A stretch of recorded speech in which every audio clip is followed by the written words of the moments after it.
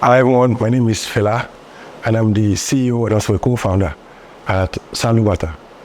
Our mission at Salubata is to invent lifestyle technologies that help people and the planet. So we currently occupy this niche where we repurpose shoes from old plastic bottles. In a year alone, there are over 381 million tons of plastic waste produced. Sadly, just only 9% of this waste have ever been recycled, like ever. We also saw the fact that people have tried to make an effort to recycle or to turn these plastics into something. But the problem is the plastic waste keep growing in the environment.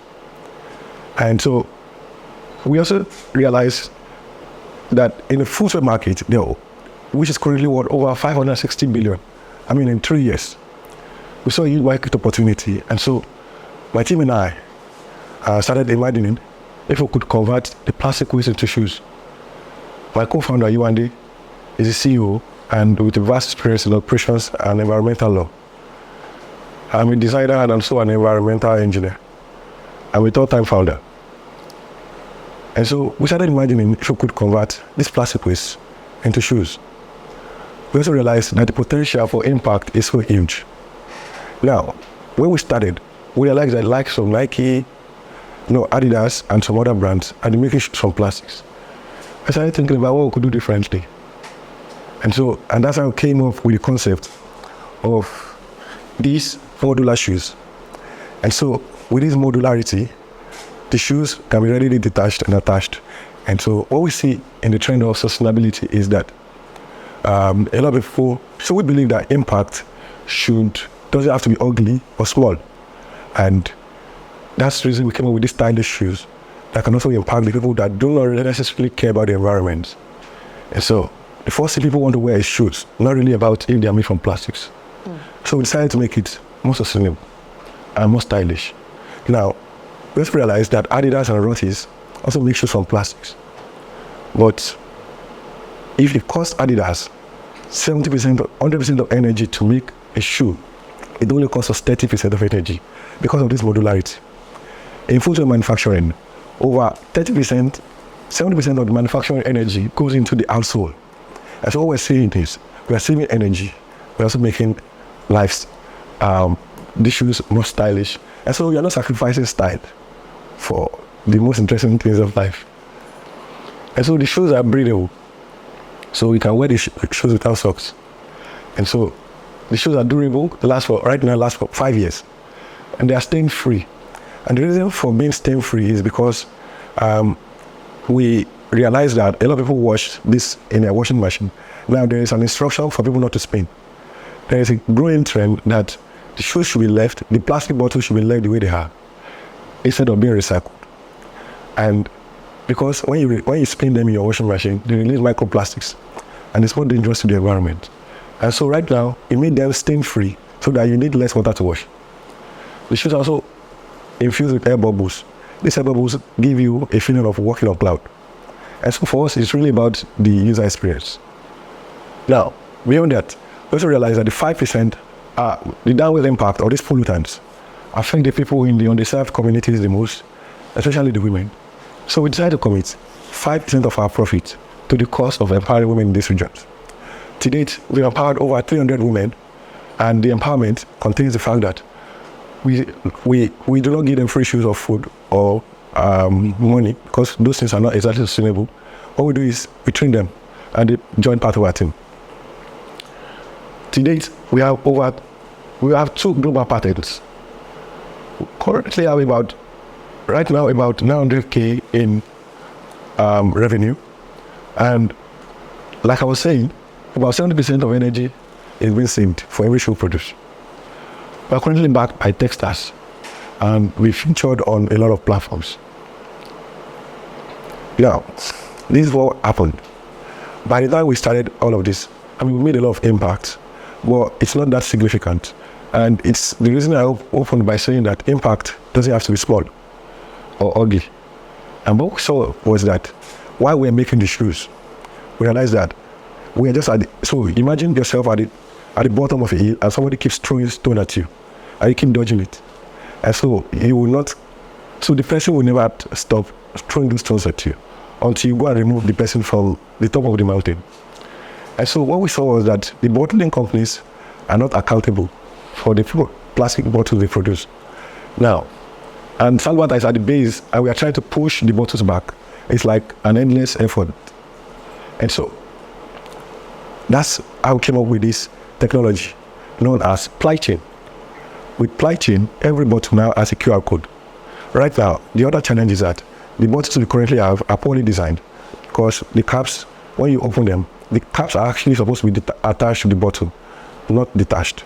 And the caps also make a huge amount of volume. And so the caps, in our own redesign, the bottles, the caps are attached to the bottle with QR codes. And so with this QR code, every bottle can be traced. Right now, it's currently done manually. And so in real time, you can see where all the bottles are. And so with this, we are making impact from the very origin of where the bottles are produced. So we can so it's easy for them to be recycled. The business model for this technology is that for every transaction you carry out, when you so if you want to create, so the way it works is, if you create a product, let's say rice waters, and that rice waters is a product, that transaction is $3. If you try to make a shipment of that product, so that's another $3 you pay. And so this can go from very small companies to FMCGs. For a lot of the brands, we realized that our homemade products, the FMCGs make up the bulk of what we consume on a daily basis. And so it's the reason we're trying to work with them to control the plastics from their very origin. For the past 7 weeks, we gained significant traction with this technology. And so right now, we have 43 businesses onboarded in food and fashion. At Salubata, our mission is to invent lifestyle technologies that help people on the planet. And so, with what we're building, we're currently empowering people, empowering businesses. To date, for the past 7 weeks, we generated an additional $34,000 in revenue. These businesses have also recorded 40% increase in revenue, and 9,000 plus users are aware of this technology. We also showcased this technology at the COP28 and also featured in these platforms. We are currently seeking this 9 million to be able to infuse 30% in operations and infrastructure. So the next thing we're also building is an update. It's really about customer analytics. So what we're trying to do is that, so supply chain itself doesn't just apply to plastics. And so it goes beyond, just plastics to the entire supply chain. With supply chain, you can see the whole entire product journey of the products. Now, people say that, they say that, okay, we've been drinking water, nothing has happened to us. But the challenge is that I worked as an environmental scientist and engineer before. I've been to Intent with Fela Akinse environment. I go to these places, there are some products that brand themselves as milk, and they never add any milk in it. And people even dilute all of this with tea, and there was no milk in it. And so it's like, those things are enhanced with esters to smell like milk and to taste like milk, and several other products like that. So in Nigeria, nothing is monitored, and a lot of the government is aware of these problems. And so this is the problem we're trying to solve with supply chain. For a business, you're able to enhance customer trust. And the way it works is that with this customer analytics, customers are feeling survey every time they scan the bottle or the product, and you can get what they're thinking about a product, you get real-time data, and you can build better products. And so you can make more money even using supply chain. So we are trying to look for, right now, the next step for us is to enhance what's called 1,000 businesses, grow even much more revenue. And so 40% of this revenue will be used to build extra businesses. In 5 years, our goal is to be able to offset 82 million tons of CO2 equivalents. For every shoe we produce, we offset about 145.9 kilogram of carbon dioxide equivalent. This is an equivalent of you running your washing machine every time throughout the year. And so we are also trying to empower over 282,000 women. 5% of our profit is dedicated to empowering them. We have a very big vision, and we are looking for opportunities to go on a global scale. And our goal is to be able to convert over 6 billion PET plastic waste shoes. And we cannot do it alone. And that's why we're trying to start from the origin. Thank you so much. All right. Thank you, Sarah. So what's the life cycle of shoes in general, average life cycle? So the average life cycle of the shoes we wear every day is about 1 to 1.5 years. But right now, our shoes last for 5 years. 5 years, yeah, I heard that. You're currently wearing your shoes, right? How long have you had these ones for? This is the very first shoe we produced. And I wore that intentionally because I've been wearing this for the past 4 years now. And the zips never wear out. The product we've developed is very technical, and it's the reason you've not seen anybody in Nigeria or in Africa come up with product made from plastic waste, because the whole product journey is very hard to even come by. The reason we came up with this very difficult technology was because a lot of people were replicating our products, and they said at a very cheaper rate. And the reason we came up with this is very complicated. And beyond this, we're also developing another technology which we patented. It's a carbon decomposition technology. So what we do right now is trying to offset carbon, trying to avoid. We realize that trying to avoid the carbon is not enough. So the technology we're working on now, we trap carbon into the shoes. For every mechanical action you take, like you're walking or running, to decompose the carbon to breathable oxygen. Our goal with that is we're not intending to produce all the shoes in the world. We currently have Adidas talking to us to come on the technology. So our goal is to be able to license technology to other major brands around the world. So you can imagine about 1 billion people wearing these shoes every day. The kind of impact will be tremendous. Okay. Supply chain. Yes. Go back to that, your metrics. Yeah. Yes. This 9,000 plus users, who are they? Yeah, so they are end customers. So As in, so the people wearing the shoes. So people scanning in. People scanning the pipe. That's the Yes. Fourth question. Yeah, you talked about, you said supply chain will allow people to, businesses to gain the trust of their users, right? Yes. And then you now start talking about what happens when users, the end users, scan. Yes. How exactly? But link that very well. I didn't exactly understand that. So when you scan the product, so there's this technology. It's very popular in the EU, and it's a regulation now. It's called product passport. We've developed something like that, but it's different. And one of our differentiator is that all of this technology is built on the blockchain. It allows for transparency, so you cannot tweak the data. Now, beyond that, so when you scan the product, you will see the entire product journey. So that, okay, you see that, okay, this one is to verify the authenticity of the product. So right now, there are a lot of fake brands. So some people wearing Gucci gi instead of Gucci. And some people can even wear Gucci clothes as fake. Oh, sorry. Not that. I think what I didn't add, because just now talked about market, and I think that's the next slide. Yeah, the market out there talking about, how talking about esters, how government knows, and all of that analytics. And then you now said that will also happen when users scan. So is there some feedback you're getting back from users as they scan? Yeah. So when you scan, it's recorded, so you can 10.8K QR code scan on these businesses. So on our own backend, we can see all of this scan. The businesses can also see that on their dashboard. So what we're trying to create is consumer analytics, the next phase. And with this, for every when you scan, you get a survey, and you can win. Okay.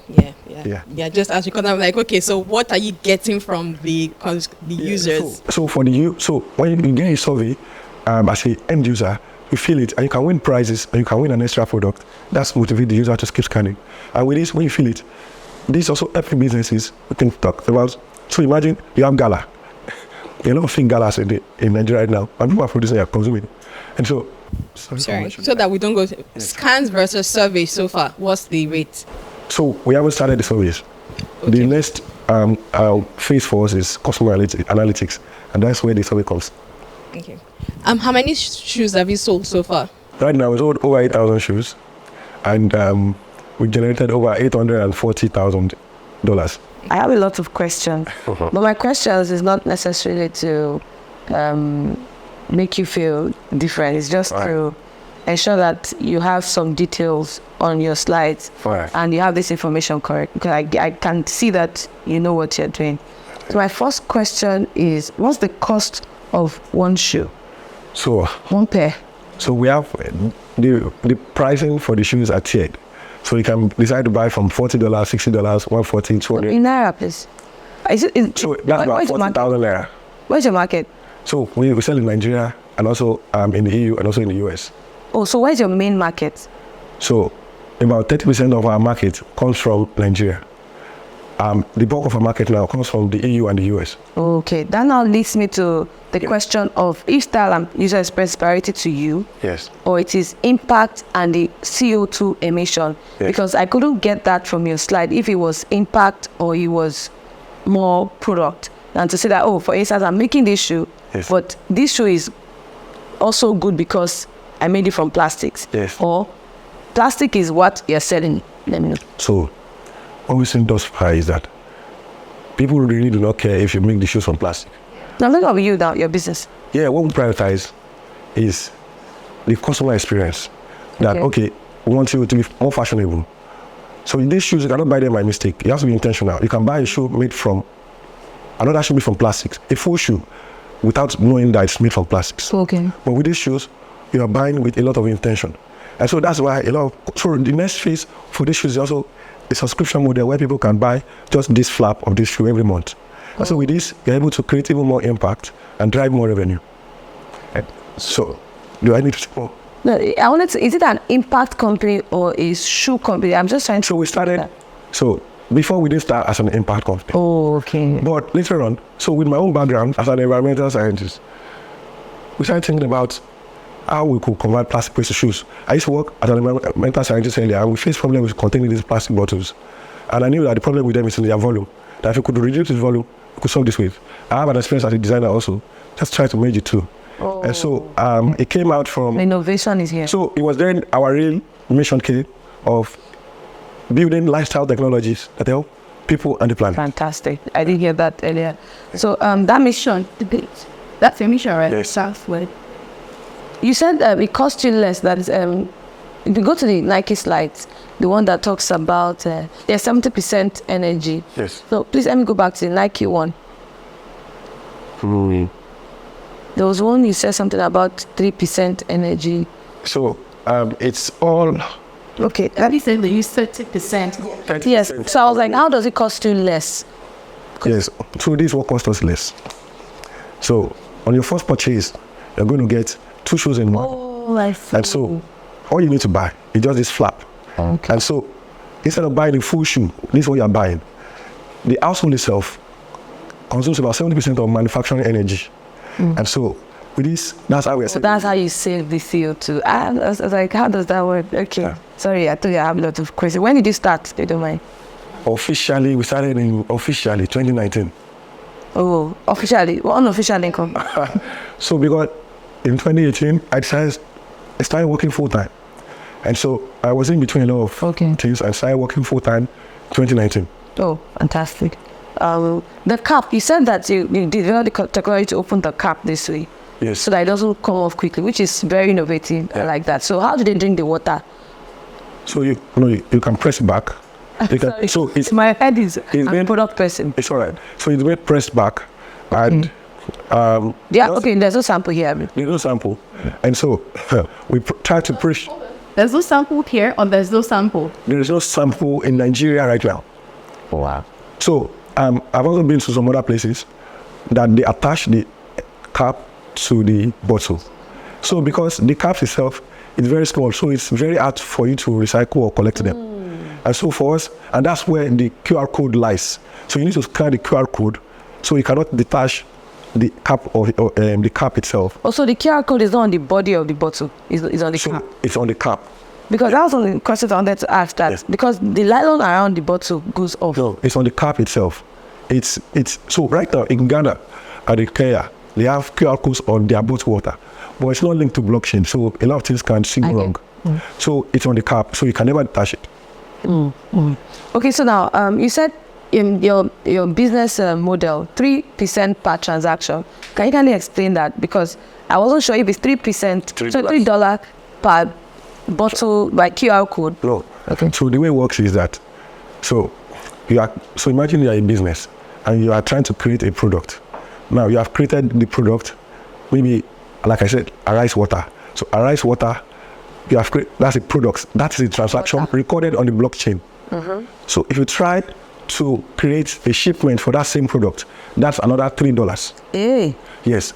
So no, irrespective, so you can use this same $3 for 1 million products. Okay. So it's less expensive. I get. Our other differentiator is that some businesses have tried to build something like this, but they use a subscription model. But they are losing a lot of money because they are using subscription, because that's fixed. With this, so it ranges from, as a business, you can be producing like 1 product per month. So you can be spending like maybe $30, and another business can be producing 10,000 products per month. And so it gives that wide range. And we also extend that to people that you only spend what you use. And so for subscription, it's not just that convenient. That means per transaction will mean if this transaction is 10,000 bottles, you are paying $3.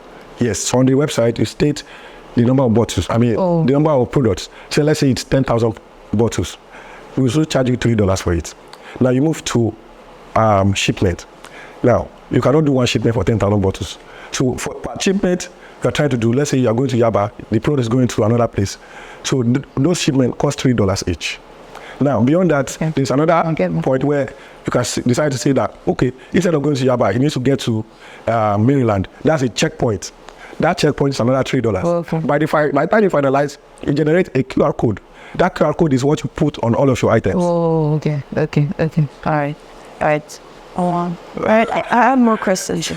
Why do they need to track the bottles? Because I got the explanation, but why does Coca-Cola need to track their bottles? Yes. So everybody's trying to go sustainable now and trying to recollect their bottles. Okay, so that's the reason. They do it manually.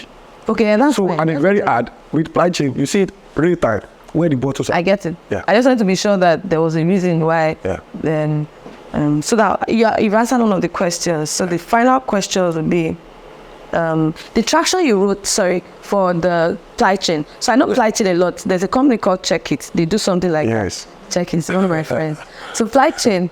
No, the other. Yes, this one. So now this data, is it what you achieved in 7 weeks? Yes, this is what we did. So right now, this is our most. So I was talking to Batel.